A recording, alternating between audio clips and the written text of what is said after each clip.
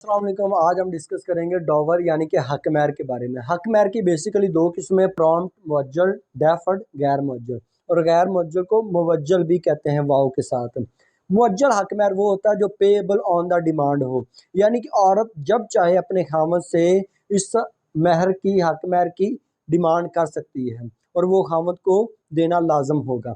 लेकिन हमारे यहाँ अमूमन ये होता है जो मुअज्जल हक महर होता है ये मौके पर ही अदा कर दिया जाता है और समझा ये जाता है कि मुअज्जल कहते हैं उस हक महर को जो मौके पर अदा किया जाए। ऐसा बिल्कुल नहीं है।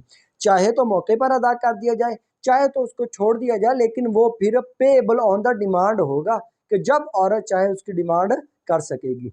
दूसरी सूरत होती है हक महर की, दूसरी शक्ल है गैर मुअज्जल, यानी कि वो हक महर जो पेएबल तो हो लेकिन ऑन द डिमांड ना हो, बल्कि at the time of divorce या फिर at the time of death, खुदा न ख्वास्ता खामद की डेथ हो जाती है तो फिर उसकी विरासत में से गैर मुअज्जल हक महर की रकम निकाल के उस औरत को दे दी जाएगी। और अगर वो तलाक देता है at the time of divorce तो यहाँ पे अलहदगी के नीचे मैंने 3 सूरतें लिखी हुई हैं। नंबर 1 तलाक, number 2 dissolution of marriage, number 3 खुला। तलाक तो मुकम्मल तौर पे मर्द को इख्तियार हासिल है और जब मर्द अपना ये इख्तियार इस्तेमाल करेगा, औरत को तलाक देगा, तो फिर उसको तमाम का तमाम हक महर अदा करना होगा। अगर तो मुअज्जल है फिर उसको वो हक महर उसे छोड़ना पड़ेगा। नंबर 2 है डिसोल्यूशन ऑफ मैरिज।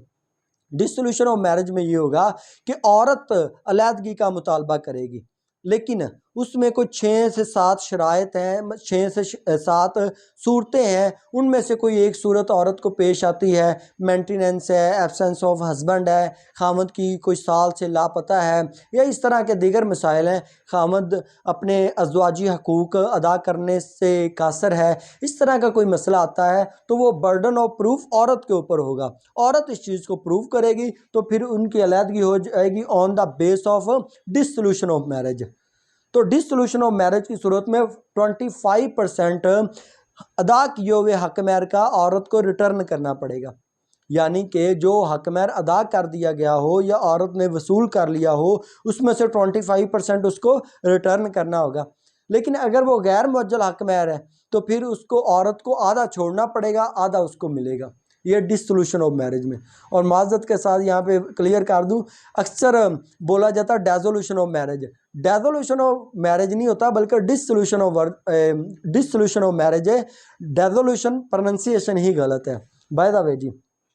तो अगर खुला औरत लेती है, खुला से मुराद भी औरत अलहदगी के लिए मुतालबा करती है, लेकिन याद रखिएगा 2022 से पहले पहले डिसोल्यूशन ऑफ मैरिज और खुला दोनों एक ही चीज़ थी। लेकिन मई 2022 में फेडरल शरीयत कोड ने खुले को डिसोल्यूशन ऑफ मैरिज से डिफरेंट डिक्लेयर कर दिया कि ये एक अलग चीज़ है। अगर कोई औरत अपने खामद से खुला लेती है, वो खुला की बुनियाद पर अलहदगी करती है, तो याद रखिए वो अपने खामद के हक महर में से एक पाई भी वसूल नहीं कर सकती। अगर तो वो मुअज्जल है, मौके पर अदा कर दिया गया था या उसने वसूल कर लिया है, तो फिर उसको वो सारे का सारा हक महर रिटर्न करना पड़ेगा। लेकिन अगर गैर मुअज्जल है तो फिर वो बिल्कुल भी उसमें से हक महर में से कुछ भी नहीं ले सकेगी। हाँ, डिसोल्यूशन ऑफ मैरिज की बेस पर अगर अलहदगी हो तो फिर 25% जो मुअज्जल है उसमें से वापस करना पड़ेगा। अगर गैर मुअज्जल है तो फिर उसमें से 50% छोड़ना पड़ेगा।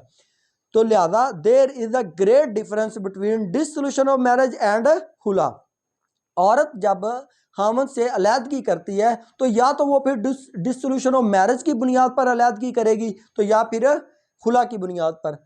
तो खुला की बुनियाद पर यही प्रोविजन इस्लाम में है। हज़रत अब्दुल्ला इब्न अब्बास रज़ी अल्लाह तआला सही बुखारी में कहते हैं कि हज़रत साबित बिन कैस की बीवी ने नबी सल्लल्लाहु अलैहि वसल्लम से कहा कि मैं साबित बिन कैस के साथ नहीं रहना चाहती, मैं इनसे अलहदगी का मुतालबा चाहती हूँ।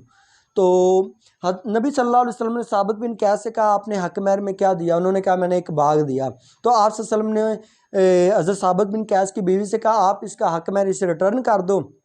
तो हज़रत साबित बिन कैस ने उसके बदले में उनको तलाक दे दी।